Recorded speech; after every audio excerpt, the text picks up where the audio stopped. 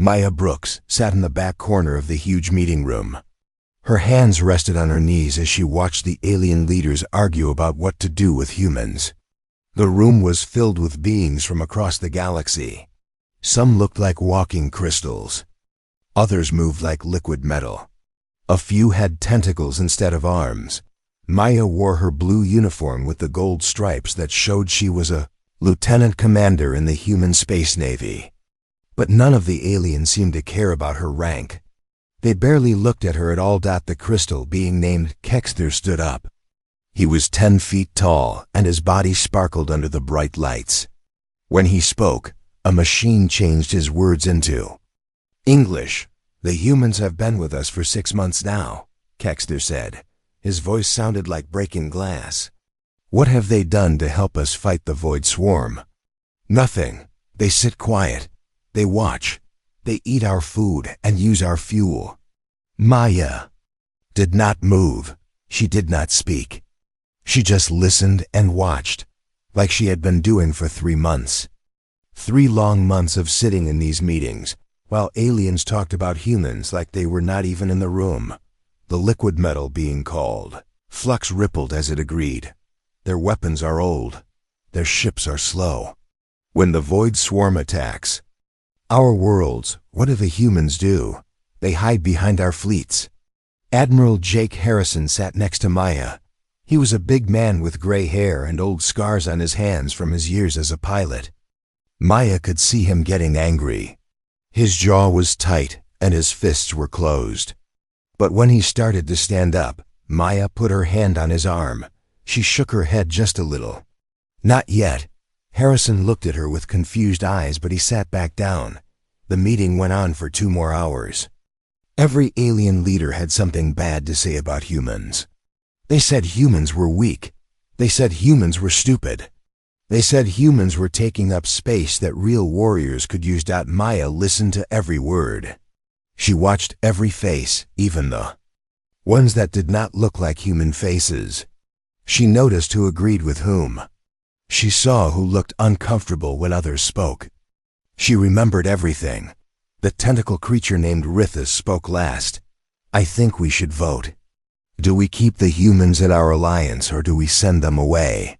Let them face the Void Swarm alone." A cold feeling went through the room. Maya knew this moment would come. She had been waiting for it.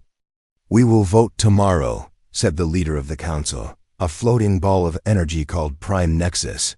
"All species will decide if humans stay or go." As the meeting ended, the aliens filed out of the room. They talked among themselves in their own languages. None of them looked at Maya or Admiral Harrison. When they were alone, Harrison turned to Maya. "Why did you stop me? I should have said something. I should have defended us." Maya stood up slowly. She was not tall like the aliens, but there was something strong about the way she moved. "Sir, do you know what I did before I joined the Space Navy? Intelligence work, right? You analyzed enemy movements. I spent 15 years learning how to read people, how to figure out what they were really thinking, how to find their weak spots."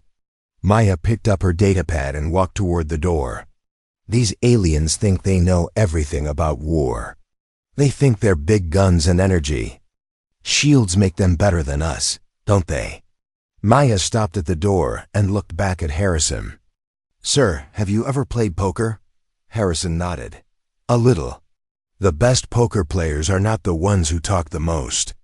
They are not the ones who make big bets to show off. The best players are the ones who sit quiet and watch. They learn how. Everyone else thinks. They wait for the right moment." "What are you saying, Maya?" She opened the door, but did not leave yet.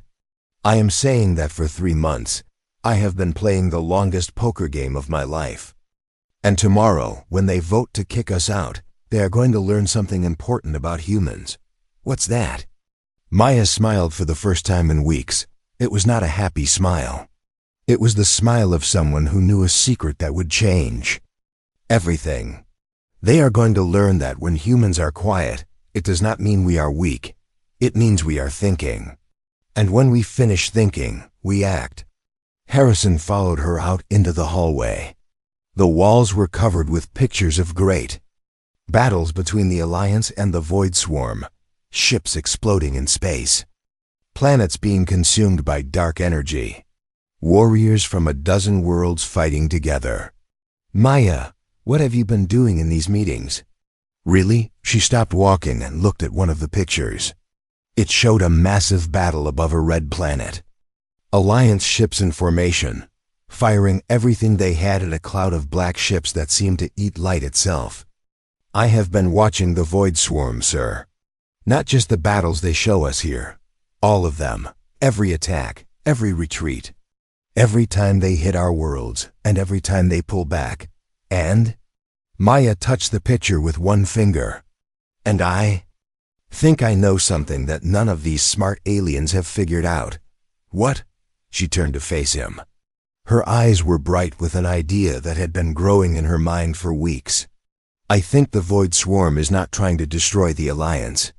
Sir, I think they are hurting us. Like sheepdogs moving a flock. And if I am right, then in 3 days, when all our fleets gather for the big battle they keep talking about, we are going to walk right into the biggest trap in galactic history. Harrison felt his blood turn cold. Are you sure? No, sir, I am. Not sure, but I have been wrong about people before. I have never been wrong about patterns. Maya started walking again. And tomorrow, when they vote us out of the Alliance, I am going to ask you to do something that will either save every living thing in this galaxy or get us both court-martialed. What do you need me to do? Maya did not answer right away. They walked in silence through the long hallways of the Alliance station. Other beings passed them, but no one spoke to the humans. No one even looked at them. Finally, as they reached the human quarters, Maya spoke again. I need you to trust me, sir. And I need you to remember that sometimes the best way to win a war is to let your enemy think they have already won. Harrison watched her disappear into her room. For the first time since joining the Alliance, he wondered if maybe the aliens were wrong about humans. Maybe being quiet and small and unnoticed was not a weakness. Maybe it was the most dangerous thing in the universe. The vote happened just like Maya knew it would. 27 alien species voted to remove humans from the Alliance. Only 3 voted for humans to stay. Prime Nexus announced the results with no emotion in his glowing voice. Humans will leave Alliance space within 7 days. You may take your ships and return to your home worlds. Admiral Harrison stood up from his chair. His face was red with anger. This is a mistake. When the Void Swarm comes for you, you will wish you had kept us as friends. Kexter made a sound like crystal bells breaking. Maya knew this was how. His species laughed. What could humans possibly do that we cannot do better? Your weapons are toys. Your ships are made of metal and glass. We have energy shields and quantum cannons. Maya finally spoke. Her voice was calm and quiet. You are right. Our weapons are simple. Our ships are old. We cannot match your technology. The room went silent. All the aliens looked at her with surprise. This was the first time most of them had heard her speak. Then you agree the vote was correct? Asked Rithus. I agree that you are more advanced than us, Maya said. She stood up. Slowly. But I wonder if you would be interested in some information before we leave. What information?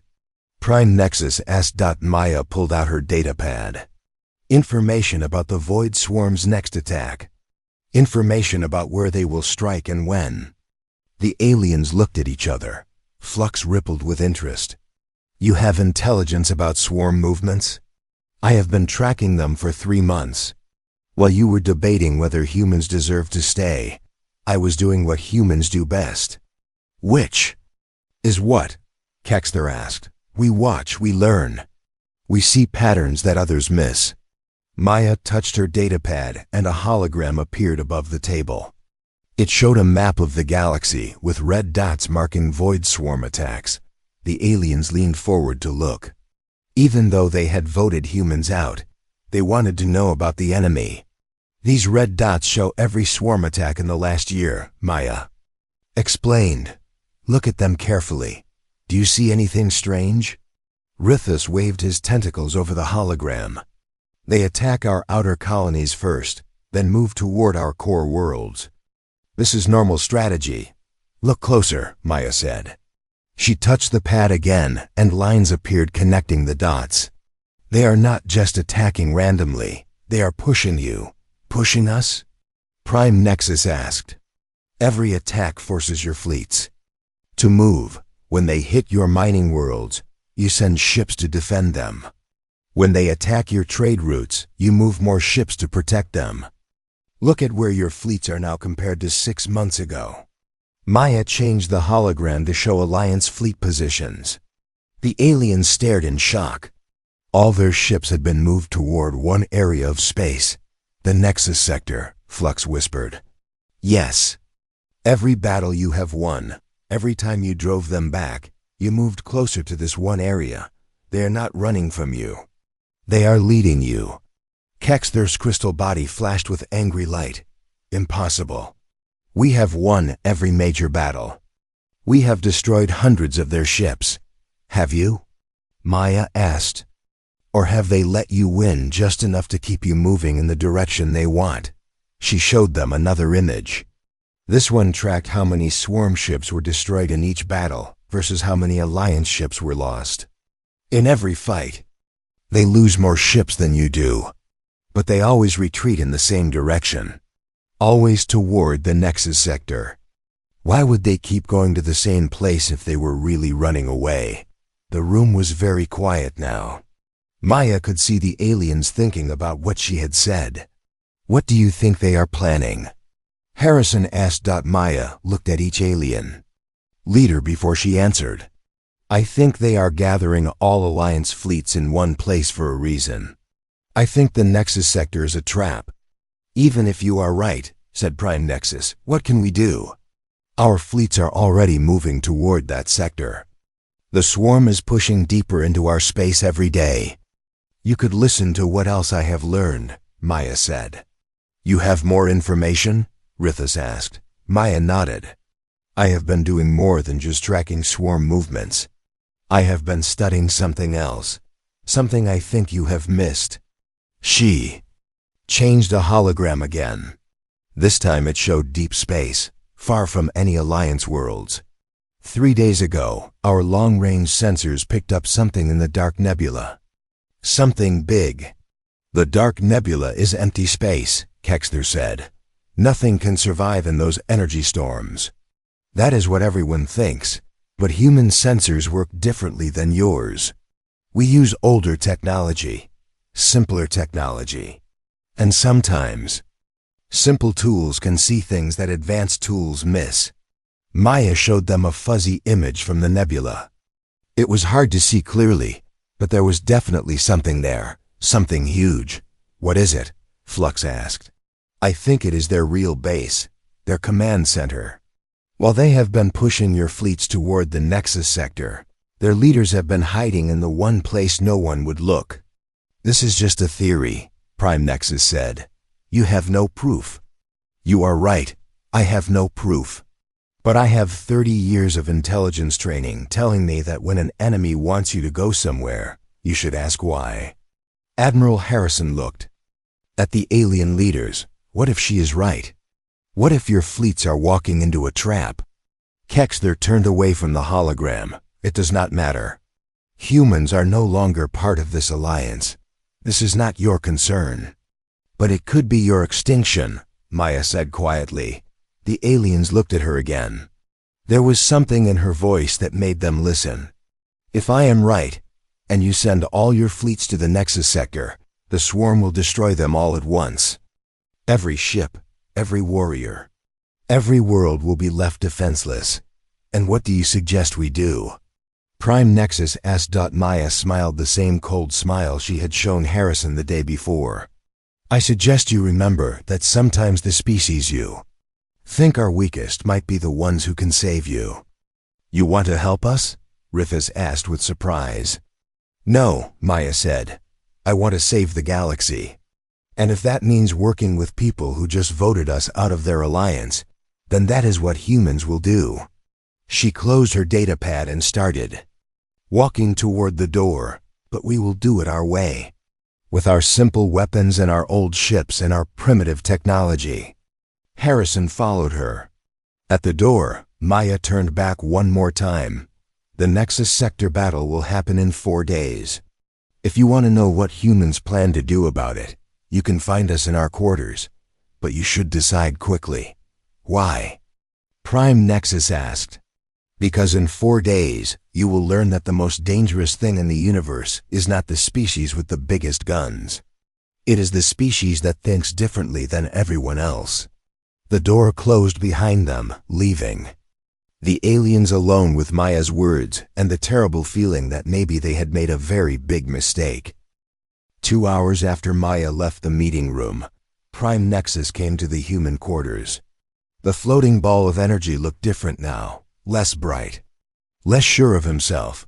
Maya was sitting at a small table covered with star charts and data pads. She did not look up when he entered. We have decided to hear your plan, Prime Nexus said. Have you? Maya asked. She still did not look at him. All of you, or just some of you? Kexther and 2 others refused to listen. They are preparing their fleets for the Nexus sector battle. But the rest of us want to know what you think we should do. Maya finally looked up. What I think does not matter anymore. You voted us out. We are leaving in 6 days. But you said you wanted to save the galaxy. I do, and we will. But not for the Alliance. We will do it for the innocent people on all those worlds who do not deserve to die because their leaders made bad choices. Prime Nexus moved closer to the table. Show me your plan. Maya touched one of her datapads. A new hologram appeared, showing the dark nebula where she thought the swarm's real base was hidden. Human ships are different from yours, she began. We do not have energy shields or quantum cannons. But we have something else. What? We are unpredictable. For 3 months, you and every other species in this alliance have told us how primitive we are, how our technology is old and simple. You are right about that. Maya stood up and walked around the table. But you know what is good about old and simple technology? It works when advanced technology fails. And it does things that advanced technology cannot do. She showed him another image. This one was of a human ship, but it looked strange. Parts of it seemed to bend and twist in ways that should not be possible. What is that? Prime Nexus asked. That is the Shadowhawk. Captain Ben Rodriguez commands her. She is one of 12 human ships that the Alliance never knew existed. Stealth ships? Not exactly. Our stealth technology is not as good as yours. Your sensors can detect us if they know what to look for. But these ships have something different. Maya changed the image to show the inside of the ship. It was filled with strange equipment that looked like it was built by hand rather than by machines. We built them to be random. Every system works a little differently. Every sensor reading comes out wrong. When your computers try to track them, they get confused because the ships do not follow any logical pattern. That sounds like a design flaw. Maya smiled. It is, but it is a useful design flaw. Because the one thing all advanced species have in common is that you think logically. You expect things to make sense. These ships make no sense at all. She showed him a recording of one of the ships in action. It seemed to disappear and reappear in different places, moving in ways that looked impossible. The Void Swarm sensors are very advanced, but they are still sensors. They still expect ships to behave in predictable ways. Our ships do not. Prime Nexus was quiet for a long moment. You plan to send these ships into the Dark Nebula? Yes, while your fleets are fighting the swarm in the Nexus sector, human ships will attack their real base. That is suicide. Even if your ships can avoid detection, how can 12 ships destroy an entire swarm command center? Maya sat back down and pulled up another set of data. Because I do not think we need to destroy it. I think we need to talk to it. Talk to it? For the last 3 months, while you were all planning how to kill the swarm, I was trying to understand them. I studied every attack, every movement, every time they retreated or advanced. She showed him a complex pattern of numbers and symbols. Look at this, the timing of their attacks, the formations they use, the way they move through space. It is not random. It is not just military strategy. What is it? It is language. They are trying to communicate. Prime Nexus's light dimmed. With shock. That is impossible. The void swarm destroys everything it touches. They have consumed entire worlds, have they? Or have they been trying to get someone's attention? Think about it. Every species they encounter immediately starts shooting at them. No one has ever tried to listen. Maya pulled up recordings from dozens of battles. Watch how they attack. They could destroy your fleets completely, but they do not. They take some ships, destroy others, then retreat. Always in the same pattern. You think they are trying to talk to us? I think they have been trying to talk to us for centuries. But every species in the galaxy is too afraid or too proud to listen. Except humans. Why humans? Maya looked at Prime Nexus with tired eyes. Because we are used to being misunderstood. We know what it feels like when everyone thinks you are dangerous just because you are different. She stood up again and walked to the window that looked out into space. Tomorrow, your fleets will gather in the Nexus sector. The swarm will attack with everything they have. Thousands of ships on both sides will be destroyed. And while that is happening, 12 human ships will fly into the dark nebula using flight patterns that make no sense to anyone, including us. We will find the swarm's command center. And instead of attacking it, we will try something that no one in galactic history has ever tried. What? Maya turned back to face him. We will ask them what they want. Prime Nexus was quiet for a very long time. Finally he spoke. What if you are wrong? What if they really are just destroyers? Then we will all die. But we will die trying something new instead of doing the same thing that has failed for 300 years. And what if you are right? Maya smiled sadly. If I am right, then this war could end tomorrow. But the Alliance will have to accept something that might be harder than dying. What? You will have to accept that the species you voted out of. Your Alliance, the species you called primitive and useless, just saved every living thing in the galaxy. Prime Nexus began to glow brighter. If your plan works, the Alliance will welcome humans back, with honor. Maya shook her head. No, if our plan works, humans will not need the Alliance anymore. We will have done something that all your advanced technology and superior weapons could not do. We will have ended the war. She sat back down at her table and picked up her data pad. Now, if you will excuse me, I have work to do. In 18 hours, Captain Rodriguez and his ships will enter the Dark Nebula. I need to make sure they know exactly how to say hello to the most dangerous force in the galaxy. Prime Nexus started to leave, then stopped. Maya Brooks, why are you doing this? You could just take your ships and go home. Let the Alliance face the swarm alone. Maya did not look up from her work. Because someone has to be the adult in this situation. And apparently, that someone is the species everyone thinks is too young and stupid to matter. Prime Nexus left the human quarters with a feeling he had never had before. For the first time in his long life, he hoped that the most primitive species in the Alliance was also the smartest. The Battle of Nexus Sector began exactly when Maya said it would. Admiral Harrison watched from the human command ship as thousands of alien vessels faced the largest void swarm fleet anyone had ever seen. The space around the Nexus sector lit up with energy weapons and explosions. It's just like she predicted, Harrison said to his communications officer. The swarm led them right into the trap. On his screen, He could see the alien fleet struggling. Their advanced weapons were powerful, but the swarm ships seemed to absorb the energy and grow stronger.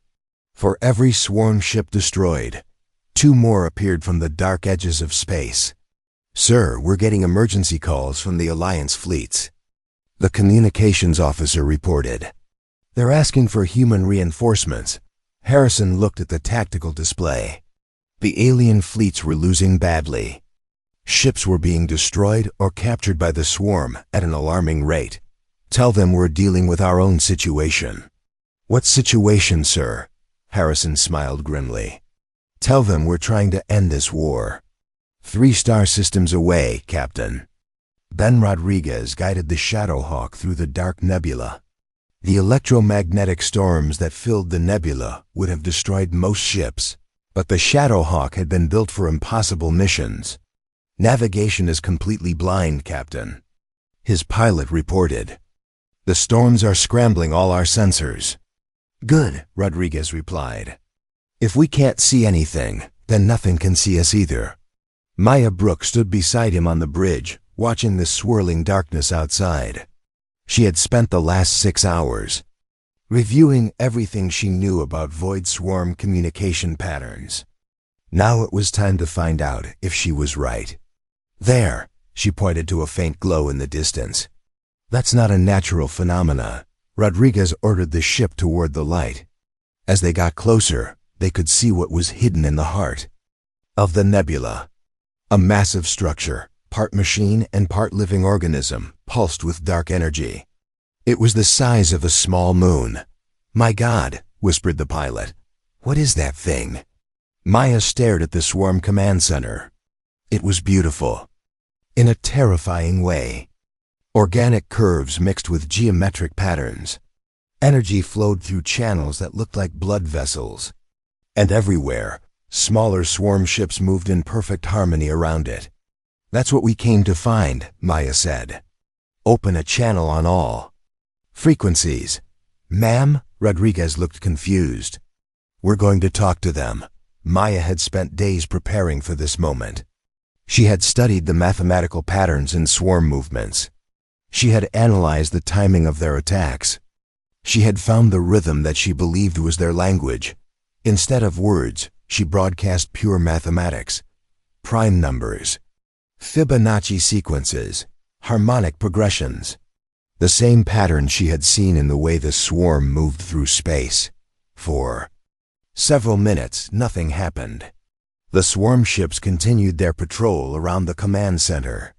Maya tried different mathematical concepts, geometric shapes, musical intervals, anything that might be universal. Then suddenly, the smaller swarm ships stopped moving. They turned toward the Shadowhawk. "Captain, we're being scanned," the sensor operator reported. "But it's not a hostile lock. It's more like they're trying to understand us." Maya felt her heart beating faster. "Try the harmonic sequence again. The one based on stellar formation patterns." She broadcast the sequence, but this time she added something new. She included the mathematical signature of organic life, the patterns that described how carbon-based life forms grew and developed. The response was immediate. The swarm command center began to pulse with a different rhythm. Energy patterns flowed across its surface in waves that matched Maya's broadcast perfectly. "They're answering," she whispered. The communication that followed was unlike anything in galactic history. Not words, but concepts. Not sentences, but ideas flowing back and forth between human and swarm minds. Maya learned that the Void Swarm was not from this galaxy. They had come from somewhere far away, fleeing from something that had destroyed their home worlds. They were not invaders. They were refugees, but every species they encountered saw their dark ships and strange technology and immediately attacked. The swarm had been forced to defend themselves, consuming resources and ships to survive. They had been trying to find someone who would listen long enough to understand. "They're not trying to destroy the galaxy," Maya told Rodriguez. "They're trying to find a new home. But everyone keeps shooting at them." The swarm showed her images of their long journey. Worlds consumed by an even darker force. Fleets destroyed by enemies that made the swarm look small. Millions of beings fleeing across the void between galaxies. What do they want from us? Rodriguez asked. Maya continued the mathematical conversation. The answer came back in patterns of light and energy that made her eyes fill with tears. They want what every refugee wants, she said. They want a place to belong. They want to stop running. They want to live in peace. Meanwhile, in the Nexus sector, the battle was going badly for the Alliance. Kexter's flagship was damaged.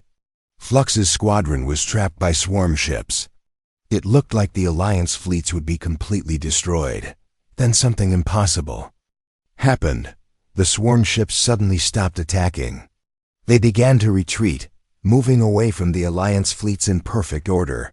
What's happening? Kexter demanded over the communication channel. Prime Nexus, who had been watching the battle from a safe distance, received a message from Maya Brooks. The war is over, her voice said. The swarm wants to talk. An hour later, representatives from both sides met in neutral space. The swarm had sent a ship that looked different from their usual vessels. It was smaller, less threatening, designed for communication rather than war. Maya Brooks served as translator between the two sides. She had learned enough of the swarm's mathematical language to help them communicate with the Alliance leaders.